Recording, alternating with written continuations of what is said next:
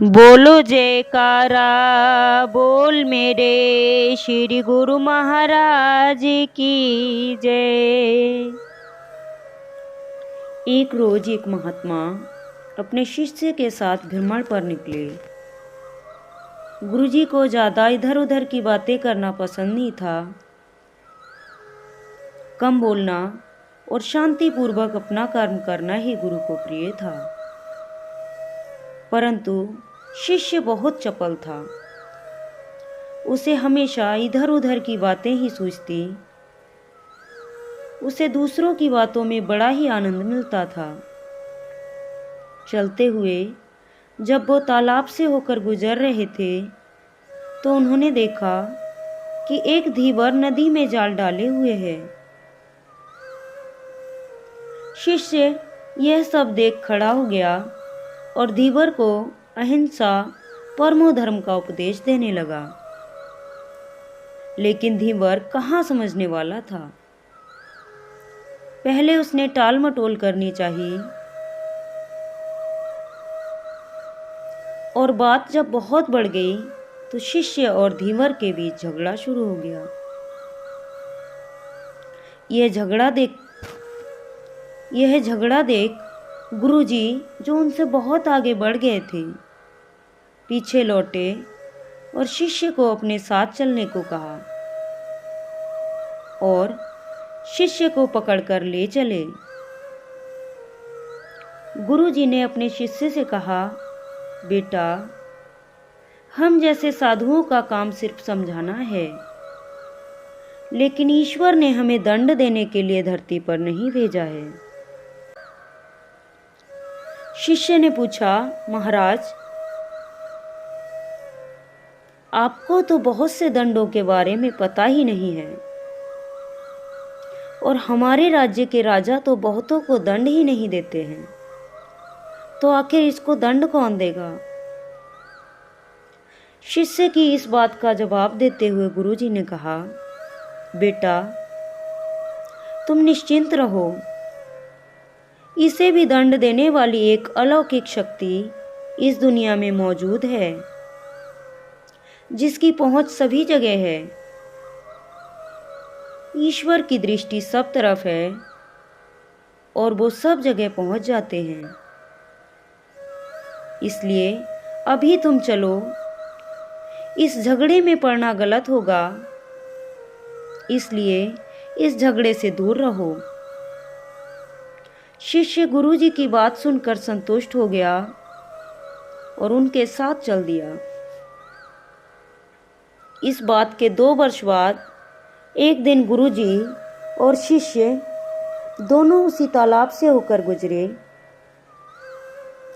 शिष्य अब 2 साल पहले की वह धीवर वाली घटना भूल चुका था। उन्होंने उसी तालाब के पास देखा कि एक घायल सांप बहुत कष्ट में था। उसे हजारों चींटियां नोच नोच कर खा रही थीं। शिष्य ने यह दृश्य देखा और उससे रहा नहीं गया। दया से उसका हृदय पिघल गया था। वह सर्प को चींटियों से बचाने के लिए जाने ही वाला था कि गुरुजी ने उसका हाथ पकड़ लिया और उसे जाने से मना करते हुए कहा, बेटा, इसे अपने कर्मों का फल भोगने दो।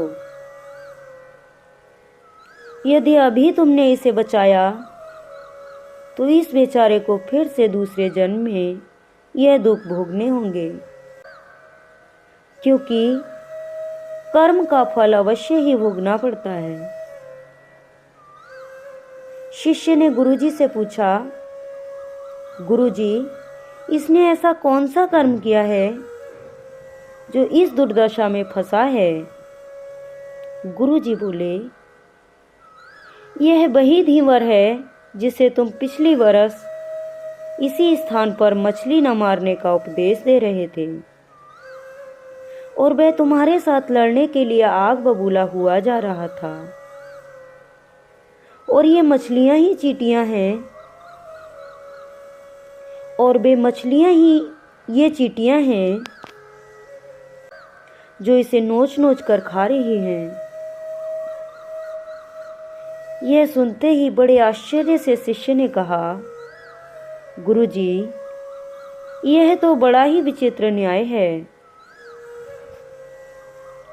गुरुजी ने कहा, बेटा, इसी लोक में स्वर्ग नरक के सारे दृश्य मौजूद हैं। हर क्षण तुम्हें ईश्वर के न्याय के नमूने देखने को मिल सकते हैं। चाहे तुम्हारे कर्म शुभ हों या अशुभ, उसका फल तुम्हें भोगना ही पड़ता है।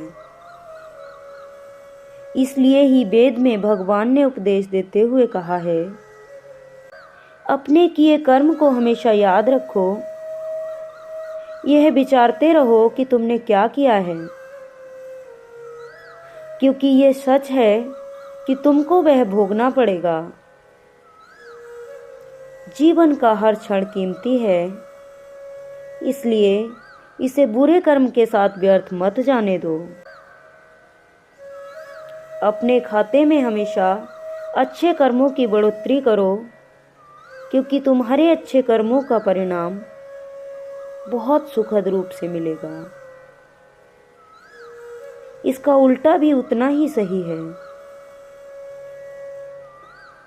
तुम्हारे बुरे कर्मों का फल भी एक दिन बुरे तरीके से भुगतना पड़ेगा। इसलिए कर्मों पर ध्यान दो, क्योंकि वो ईश्वर हमेशा न्याय ही करता है। शिष्य बोला, गुरुदेव, तो क्या अगर कोई दुर्दशा में पड़ा हो तो उसे उसका कर्म मानकर उसकी मदद नहीं करनी चाहिए? गुरुजी बोले, करनी चाहिए, अवश्य करनी चाहिए। लेकिन यहाँ पर तो मैंने तुम्हें इसलिए रोक दिया क्योंकि मुझे पता था कि वह किस कर्म को भुगत रहा है। साथ ही मुझे तुमको ईश्वर के न्याय का नमूना भी दिखाना था। लेकिन अगर मैं यह सब नहीं जानता तो उसकी मदद ना करना मेरा पाप होता। इसलिए तब मैं भी अवश्य उसकी मदद करता।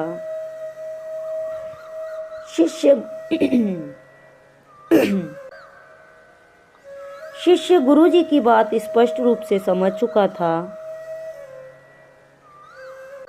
प्रेमियों, हम चाहे इस बात पर विश्वास करें या नहीं, लेकिन यह 100% सच है कि ईश्वर हमेशा सही न्याय करते हैं और उनके न्याय करने का सीधा संबंध हमारे अपने कर्मों से है।